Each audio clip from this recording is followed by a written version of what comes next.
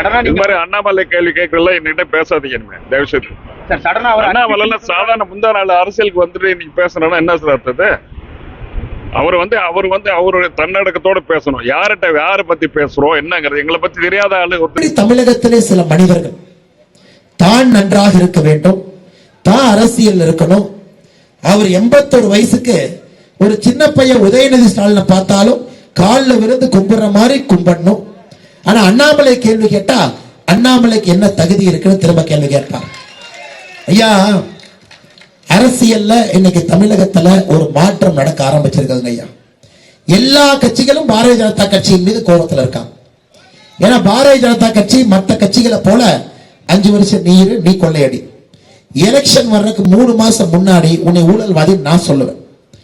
ஜெயிச்சு நீ வந்தா முதல் மாசத்துல என் மேல நீ போலீஸ் சைடு அடிக்கணும், அதுக்கப்புறம் 4 வருஷம் மறந்துரு, 5வது வருஷம் நீ ஊழல்வாதின்னு சொல்லுவா. இப்படித்தான் 70 ஆண்டு கால அரசியல் தமிழகத்திலே நடந்து கொண்டிருக்கிறது. அதை உடைக்க வேண்டும் என்று நினைக்கின்றோம்.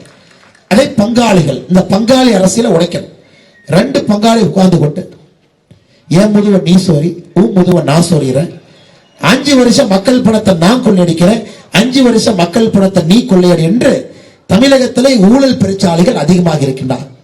இன்னைக்கு 35 அமைச்சர்கள் இருக்கக்கூடிய திமுக அமைச்சரவையில 11 அமைச்சர்கள் மீது ஊழல் வழக்கு நீதிமன்றத்தில் நடக்குதுங்க ஐயா. நீதிமன்றத்தில் நீங்க ஏதோ அண்ணாமலை சொன்னாரு தயவு செஞ்சு தப்பா நினைச்சுக்காதே. நீதிமன்றத்தில் இல்லாத 5 பேருக்கு மேல நாம சொல்லியிருக்கோம். 35 அமைச்சர்கள்ல 11 அமைச்சர்கள் மீது ஊழல் வழக்கு நீதிமன்றத்திலே நடந்து கொண்டிருக்கு. இன்னைக்கு பாருங்க, திமுக கூட்டத்தில் இருக்கக்கூடிய கட்சியினுடைய நிலைமையை பாருங்க. ஒரு நீதிபதி பொன்முடி அவர்கள் ஊழல்வாதியும் தீர்ப்பு கொடுத்தோன்னே திருமாவளவன் போய் கேட்கிறாரு, இதை பத்தி உங்க கருத்து? திருமாவளவன் சொல்றாரு, நீதிபதி மேல கொஞ்சம் டவுட் இருக்கு அப்படி. இது மாதிரி அண்ணாமலை கேள்வி கேட்கல என்கிட்ட பேசாதீங்க தயவுசெய்து. அண்ணாமலை சாதாரண முந்தா நாள் அரசியலுக்கு வந்துட்டு நீங்க பேசணும்னா என்ன சார் அர்த்தது? அவரு அவரு தன்னடக்கத்தோட பேசணும். யாரை பத்தி பேசுறோம் என்னங்கிறது எங்களை பத்தி தெரியாத ஆளு. தமிழகத்திலே சில மனிதர்கள் தான் நன்றாக இருக்க வேண்டும், தான் அரசியல் இருக்கணும்.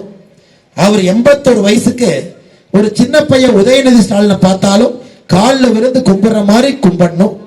ஆனா அண்ணாமலை கேள்வி கேட்டா அண்ணாமலைக்கு என்ன தகுதி இருக்குன்னு திரும்ப கேள்வி கேட்பார். ஐயா, அரசியல்ல இன்னைக்கு தமிழகத்துல ஒரு மாற்றம் நடக்க ஆரம்பிச்சிருக்குதுங்க ஐயா. எல்லா கட்சிகளும் பாரதிய ஜனதா கட்சியின் மீது கோபத்தில் இருக்காங்க. ஏன்னா பாரதிய ஜனதா கட்சி மற்ற கட்சிகளை போல 5 வருஷம் நீ கொள்ளையடி, எலெக்ஷன் வர்றதுக்கு 3 மாசம் முன்னாடி உன்னை ஊழல்வாதி நான் சொல்லுவேன்.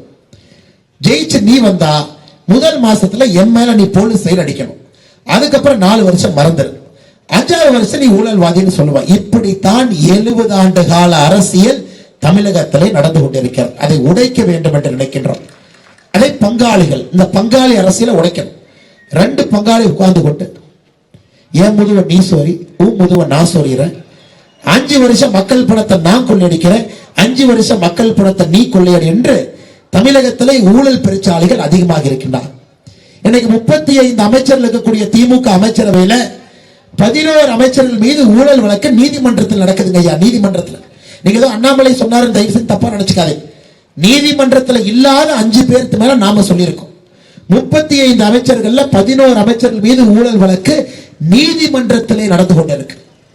இன்னைக்கு பாருங்க, திமுக கூட்டத்தில் இருக்கக்கூடிய கட்சியினுடைய நிலைமையை பாருங்க.